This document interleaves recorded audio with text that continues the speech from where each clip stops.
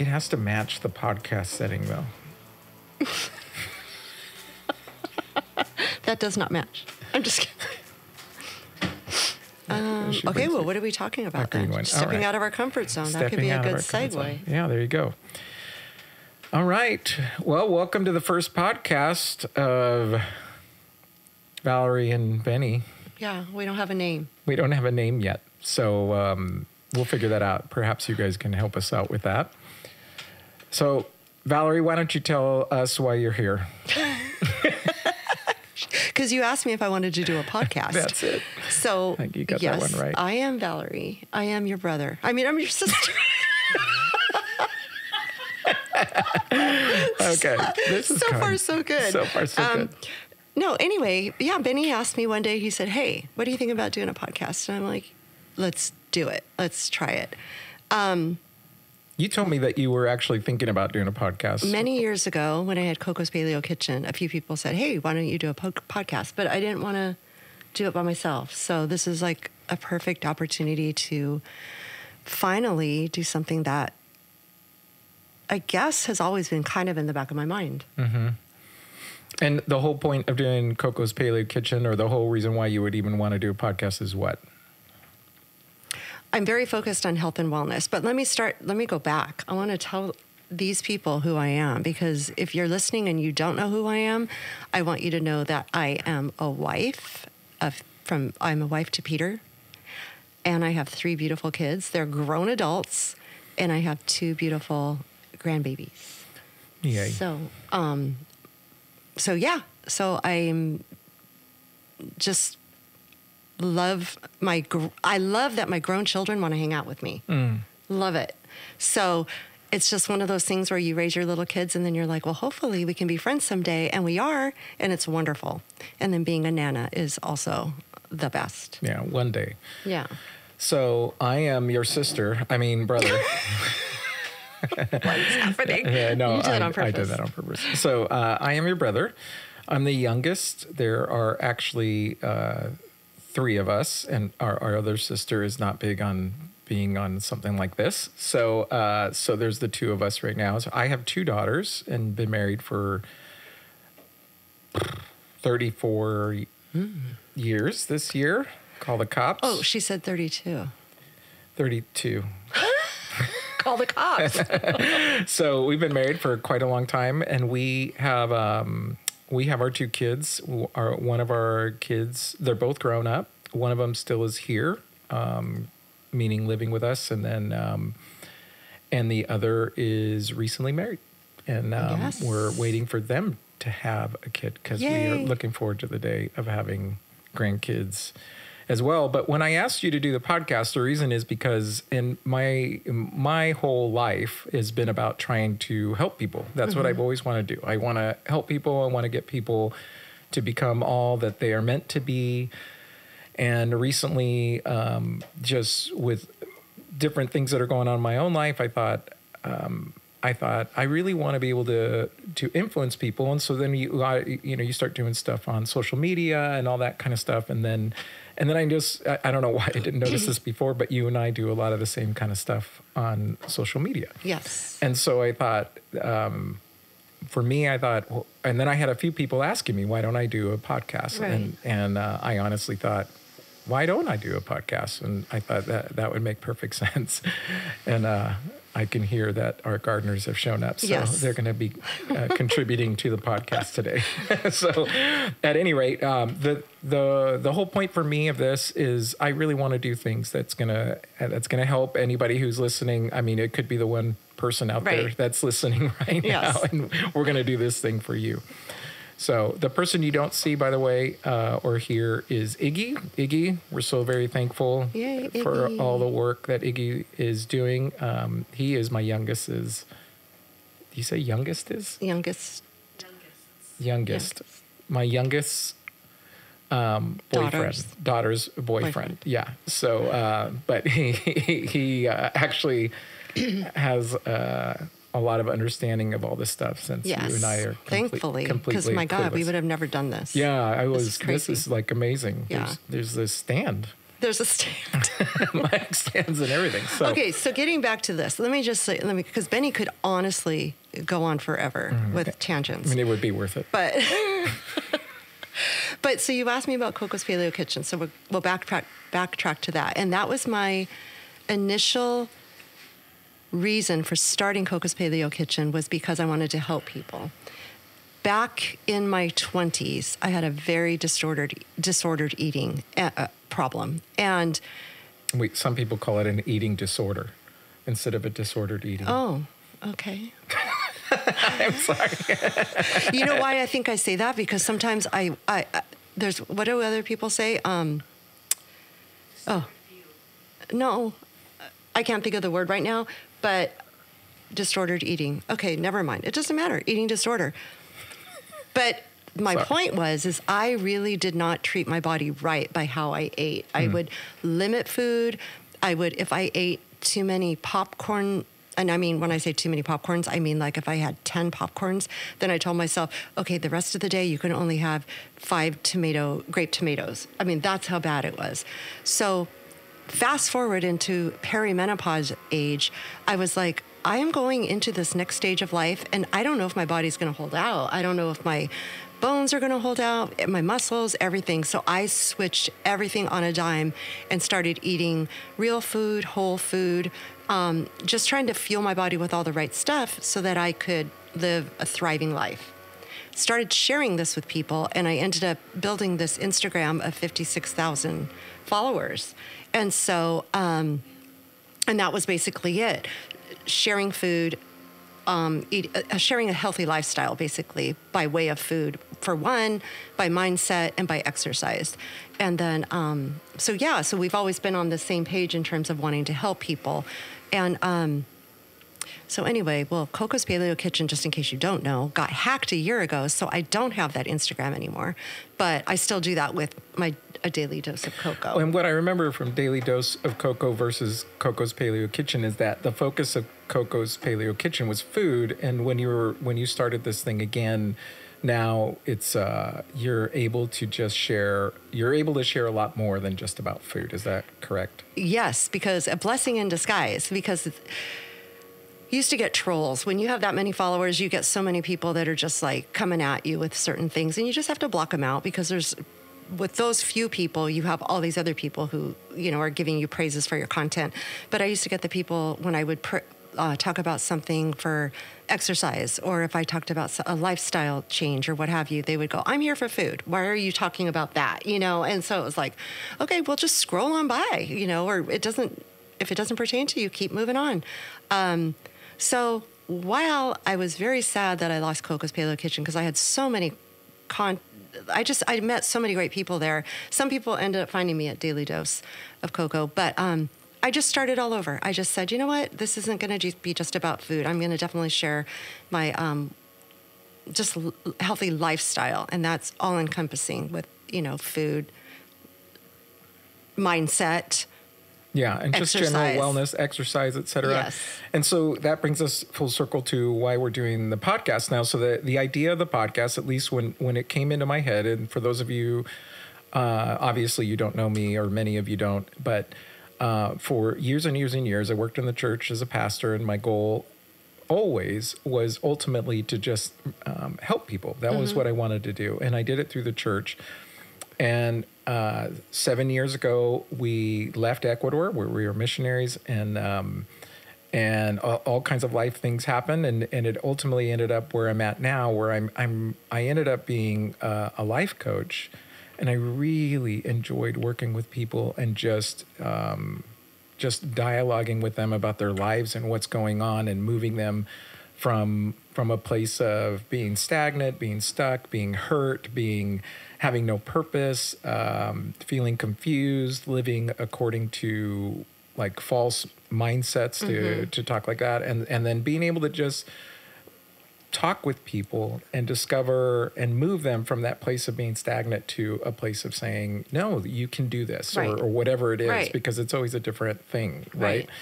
And but that's kind of a niche of people, right? So the podcast ideas is we're hoping, or I'm hoping, and this is why I brought it up to you, is let's just see if we can do something. Hopefully it's going to be somewhat entertaining at the same time that it's going to be helpful. Yeah, something for sure. People could walk away with. And I told you even before we started, there were many times with Coco's Paleo Kitchen, I would think, you know what, I don't know if I should keep spinning my wheels with this. I mean, I feel like I'm doing a lot. I would get a lot of people commenting. I would get a lot of people, liking, but I never had like, I'm like creating recipes every single week. So there was a new one on the website, a new one every single week on the website. And then it would just be like, okay, got to get home, Peter. I got to go create another recipe. I got to grab all the ingredients. And a lot of times I thought, should I keep doing this? Am I spinning my wheels? And then I would inevitably get a message that would say, thank you so much for that recipe. Thank you so much for your content. You've changed my life. You've changed, the way I want to live my life and raise my children with food. And so I thought, okay, even if it's just one person that you and I connect with is great. Yeah. One of the things, it's interesting because, when you're a pastor, you preach a lot, you teach to large groups. And honestly, I don't necessarily miss being in front of a lot of people and doing that.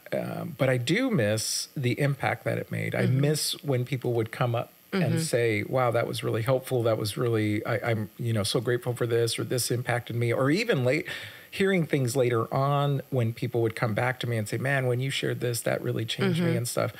And I do miss that kind of impact. And so the podcast is another venue perhaps for us to make impact. So so let's talk a little bit about what we hope to, because obviously this is our first one. And so we don't really know what we're doing. So we're really just kind of like whatever. Yeah, we're winging it today because we really just wanted to introduce ourselves and kind of just get the feel of I've never had a headset on my head before, talking into a microphone, hearing my own voice. It's bizarre. So this is, yeah. Yeah, it's kind of embarrassing that this is the voice that you guys hear. So because when I'm hearing, I'm like, oh my gosh, this is horrible. I know. So the format that we're hoping to have is, do you want me to share it, or are you going to share it? Yeah, go for it. Okay. So the format that we're hoping to have is that, because neither one of us are experts, we don't want to claim to be experts or anything. So we just have a lot of life experience, and we both like to read. I am working toward a master's degree in family therapy, but I am not working towards a master's degree, just so we know. But regardless, even with that, I don't like the idea of being an expert as much, because I really hope that this is more than just about expert opinion. It's going to be something about life and how we experience life, how you and I have experienced life, and what we do. And it's probably going to be both positive and negative at times. I mean, things that we don't do well. You were very good. Every time we go out, every time we do stuff, you're ridiculously good with food. I am not. So I am not good with food. I am really good with working out every day and that kind of stuff, but I'm not really good. Well, I'm really good at that too. So yeah, that's just true. So you know. Okay, so you could do everything. Valerie's great, and she's the expert. So well, I am the oldest. So what I think is what we're hoping to have happen is that one of us will come to this podcast with a subject matter, and then we're going to basically surprise the other person with that subject. And so the subject matter is going to come up, and then we're going to discuss it, and then the person who came with it will probably have some resources, whether that be something you guys can read or just a conversation, or they're just going to have things that impacted them. And then we're going to discuss it. So I'm throwing this on Valerie right now because she didn't know I was even going to do this. Ooh. Look at her face. See, here we go. And so this is this is the subject that we're going to go for. By the way, this podcast is never going to be longer than 5 hours, probably in the area of 4.5 hours to 5 hours. No, because we really can talk a lot. Because we can really talk a lot. We have a 5-minute phone call in an hour and a half. Okay, so... but here, so Valerie, this is our subject matter for today. I would like to discuss the whole idea of fear and how fear can control us and prevent us from doing things. So, because I'm going to tell you right now, and I told you this right before you came, I was telling you that Patty and I were taking our walk around the block that we do with our dog every evening. And she asked me, so are you excited about doing this? And my first reaction was, I said, no. Right. I actually said, no, I'm not excited. I am actually really scared. Yes. And I have no idea how this is going to go.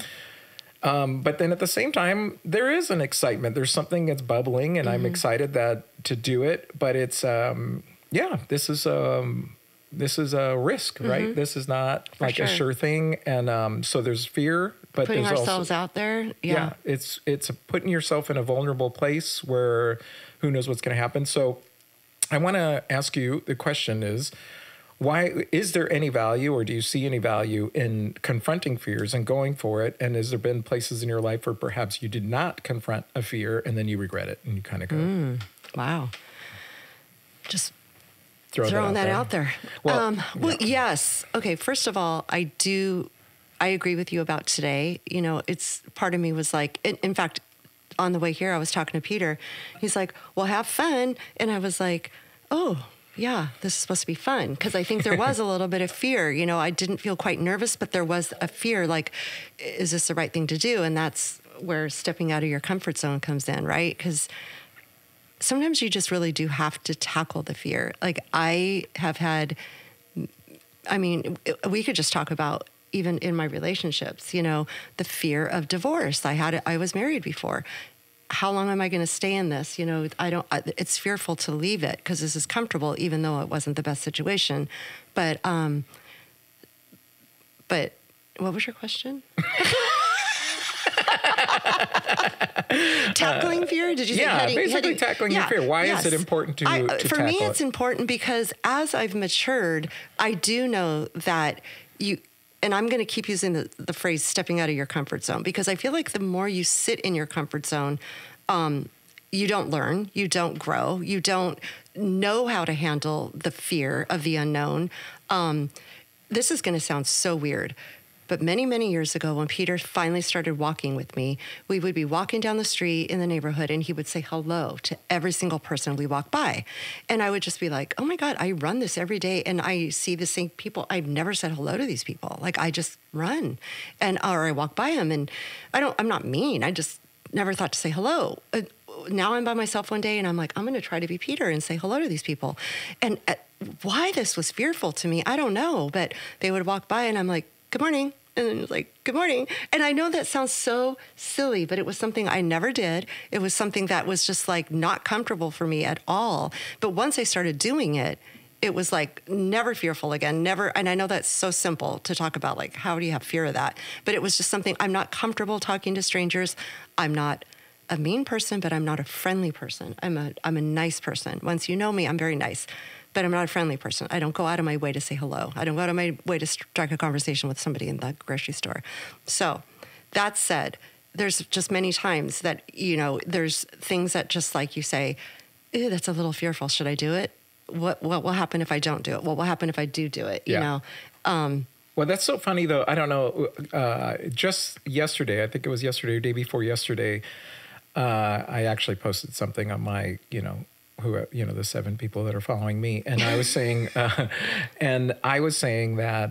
I said hello to somebody. I was on my walk in the morning. It's really early and it's dark even. And some guy was on the corner and he's smoking a cigarette. And I said, good morning. And he looked at me and he looked at me a little bizarre because I don't think everybody does that. And then he looked at me and he was kind of shocked, but then he said, good morning. And then I just moved on.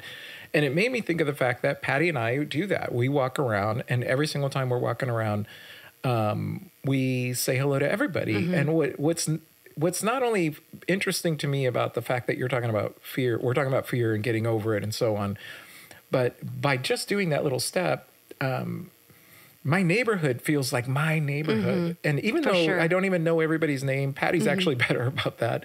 Because she'll actually ask people that she sees over and over again, what's your name? And she actually remembers their name. Wow. Yeah. And every time I'm walking by, I say, Patty, what's their name? Yeah. And so she tells me. But the point is that it makes your neighborhood feel like, it makes you feel safer. It makes you feel, it just makes you feel like it's home. And, but in tackling fear, what I think is fascinating about what you're saying is it is a little thing, but isn't it true? I think it's really funny because I think we often think of the big things that people do. We think of these huge, whatever it is that they undertake. And we don't, because, I mean, I'm going to use something that I don't even know exactly the details, but when, what's his face, Gates, Bill, he starts Microsoft. We make this, you know, it's huge now, obviously. I mean, basically, what is it? I remember there was a day that they said your computer is either it's going to have Windows on it. Basically, the point is it's a huge company now and so on. But we see that and we say, wow, he took a huge risk in creating this huge company. But I don't want to say he didn't, but it starts with little tiny steps. You don't just jump into having this huge company. Yes. It starts with the little steps. And so even the little step of saying hello and doing something that's out of your comfort zone, whatever it is a step. You know, for me, I took the step of choosing, because you know, when we left Ecuador, it was an interesting situation. But then I said, and we were actually considering whether or not I was going to continue to work in the church, and then I took the step of working outside of the company and outside of church. And honestly, at first I thought it was great because one thing I liked was it was kind of a 9-to-5 type job. So I love the fact that you basically clock out at 5 o'clock and I was done. Right. But then I realized it was a risk. It was a huge risk and it was money. But I honestly didn't find any joy in it. And if I didn't quit, I would have been fired. And so you could look back on those risks and say, well, that was a mistake. And I don't look back on it because I agree with you. I don't think any of them are mistakes because you learn and grow from something. That's right. And so I think when it's the classic thing of working out.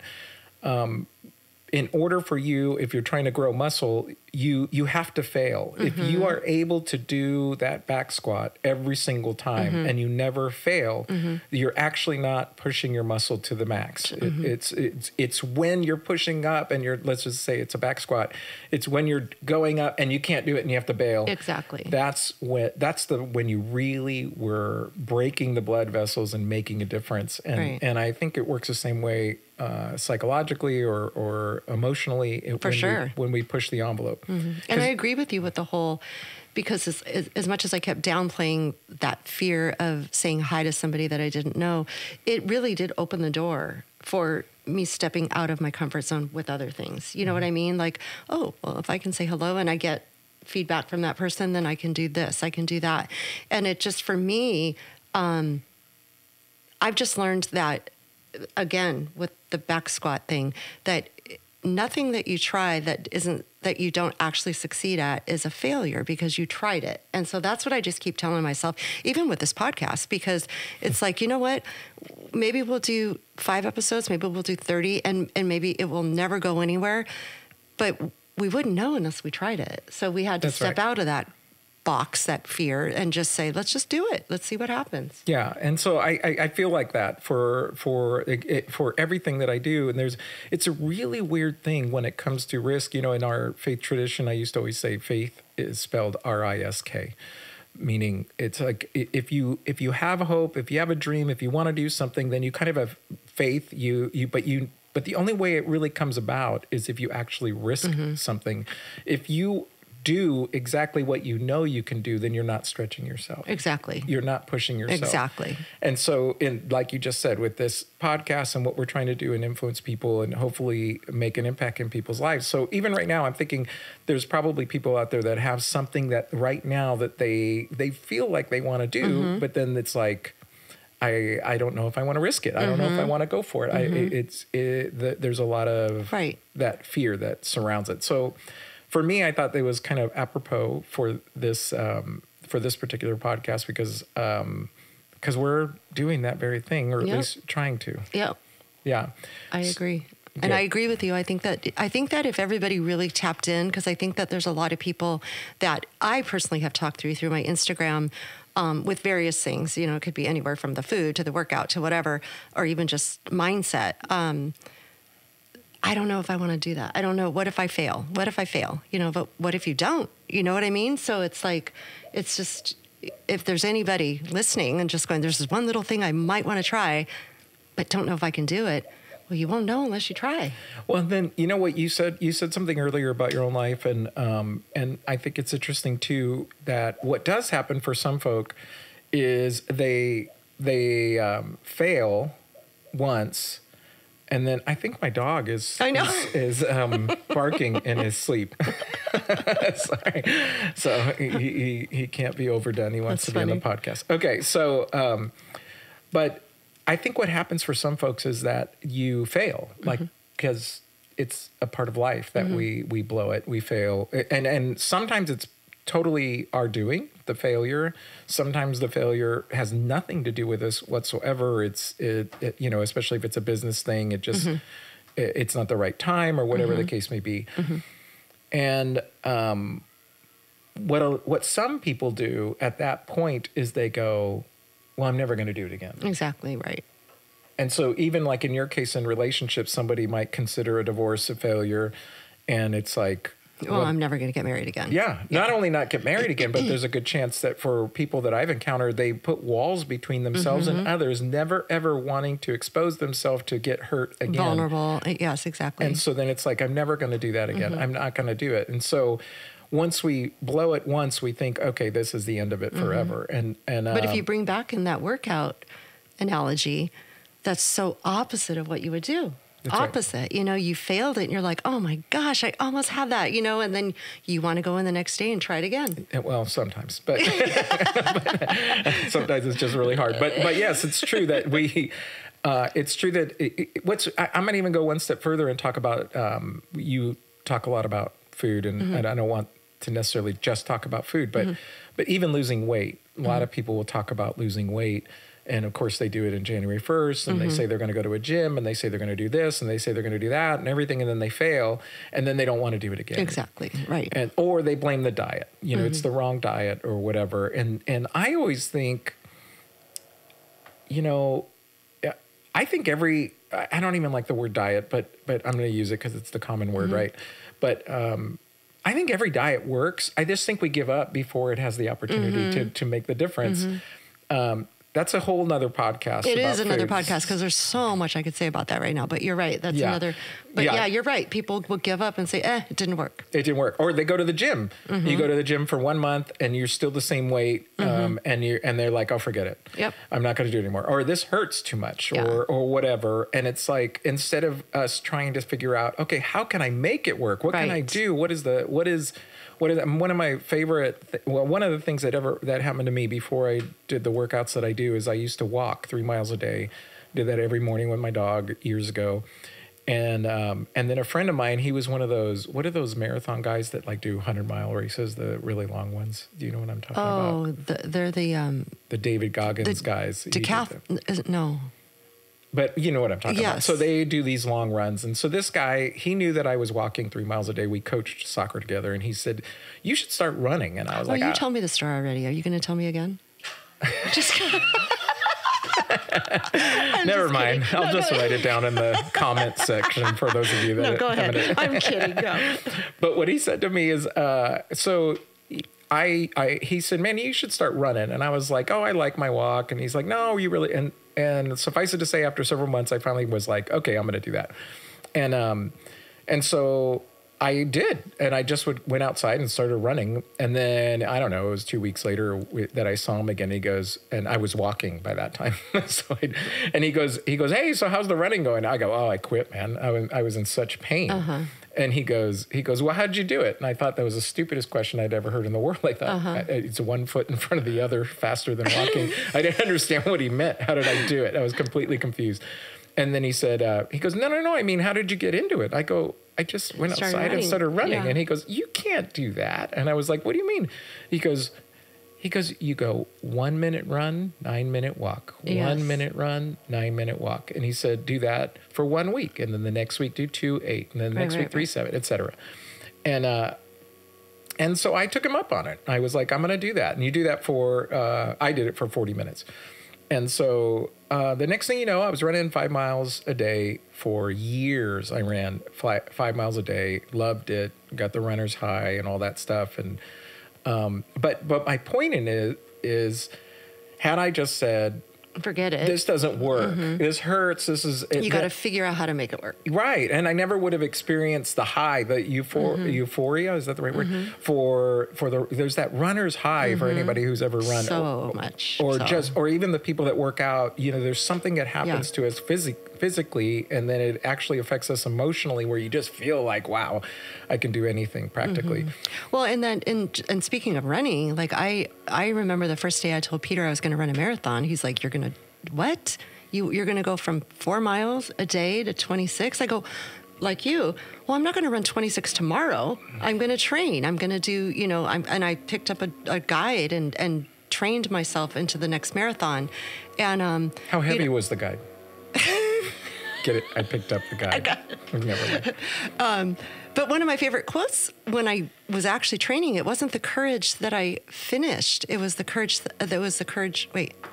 it was the courage that I had to start, or something like that. That's a great story, That Valerie. is not the quote, but it's something like that. It wasn't the courage. How does it go? I'm going to look it up and put it in the show notes. No, but the fact was, it wasn't the fact that I actually finished the marathon. It was the fact that I was able to start it and have, the courage to do that. No, I think that what you're saying, though, is that I just read something. I either read it or saw it on something. But what was interesting, what you're saying is, because I just heard this from some professional who, I think it was some company owner, but he goes, the real issue is that some people just never start. They never start. And so you really need to start.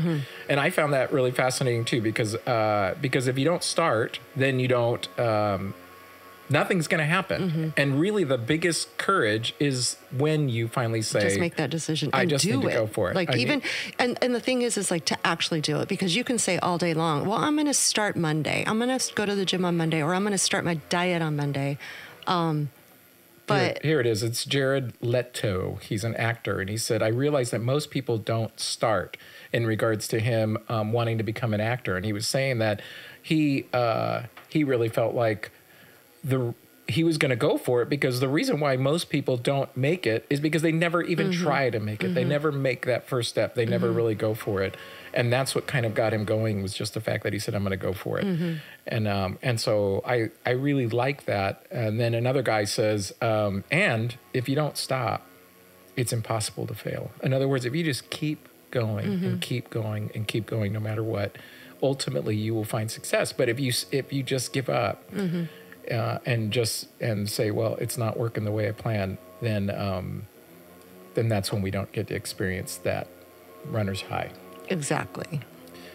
So, I don't know what you think. I have no idea how long we've been talking. We said we were going to do this for 3 hours. I don't think it's been 3 hours, but... Iggy, do you have a time? 30 minutes. We've been 30 minutes. That's how long about we wanted to go, right? There we go. So do you think we're done?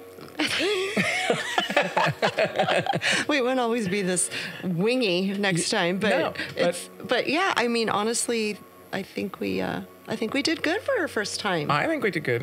Woohoo! High five! High five.